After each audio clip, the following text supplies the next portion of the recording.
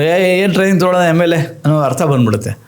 M L A ಅದೊಂದು ಜವಾಬ್ದಾರಿ ಏನು ಅಂದರೆ ಫಸ್ಟು ನಿಯಮಗಳನ್ನ ಓದಿಸ್ಬೇಕು, ನಿಯಮಗಳನ್ನ ಪಾಲಿಸಬೇಕು, ಸಂವಿಧಾನನ ಓದಬೇಕು, ಕಾಯ್ದೆಗಳನ್ನ ಓದಬೇಕು, ರೂಲಿಂಗ್ಸ್ ಆ್ಯಂಡ್ ಅಬ್ಸರ್ವೇಷನ್ಸ್ ಅಂತ ಇರ್ತದೆ ಅದು ಓದಬೇಕು, ಇನ್ಡೆಪ್ತ್ ಸ್ಟಡಿ ಮಾಡಬೇಕು. ಅದಕ್ಕೆ ಲೆಜಿಸ್ಲೇಚರ್ ಲೈಬ್ರರಿ ಮತ್ತು ರಿಸರ್ಚ್ ಆ್ಯಂಡ್ ರೆಫರೆನ್ಸಲ್ಲಿ ಬಂದು ಕೂತ್ಕೊಂಡು ಓದಬೇಕು.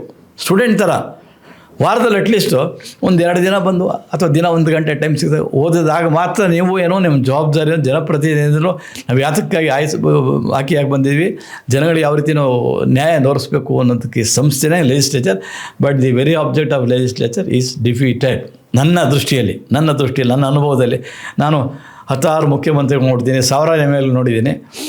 ಆಗನಕ್ಕೆ ಈಗ ಅಜಗಜಾಂತರ ವ್ಯತ್ಯಾಸ ಇದೆ. ಆಗ ಅವರು ತಮ್ಮ ಇದನ್ನೆಲ್ಲನೂ ಇಚ್ಛಾಶಕ್ತಿಯಿಂದ ಚರ್ಚೆ ಮಾಡಿ ಅಧ್ಯಯನ ಮಾಡಿ ಸರ್ಕಾರಕ್ಕೆ ಆಗತ್ತೆ. ನೀವು ಎಕ್ಸಾಂಪಲ್ ದೇವೇಗೌಡರು ಇರ್ಬೋದು, ಎಸ್.ಎಂ. ಕೃಷ್ಣ ಇರ್ಬೋದು. ಆಗಿನ ಕಾಲದಲ್ಲಿ ಅವರೆಲ್ಲರೂ ದೇವೇಗೌಡರು ಒಂದು 4 ಅವರ್ 5 ಅವರ್ ಮಾತಾಡ್ತಾಯಿದ್ರು. ಭಾಳ ಸ್ಲೋ ಮಾತಾಡೋದು, ಅಷ್ಟೊಂದು ಮಾತಾಡೋರು. ವಾಟಾಳ್ ನಾಗರಾಜವರು ಮಾತಾಡೋರು. ಕೆಲವು ಸರಿ ಅತಿರೇಕ ಹೋಗ್ಬೋದು, ಬಟ್ ಮಾಡ್ತಾಯಿದ್ರು. ಗಡಿ ವಿಚಾರವು ಜಲ ಯಾವುದೇ ಇದ್ರಿ ಆ ಥರ ಮಾಡ್ತಿದ್ರು. 6 ಮಗಮ್ ಅಂತಿದ್ರು.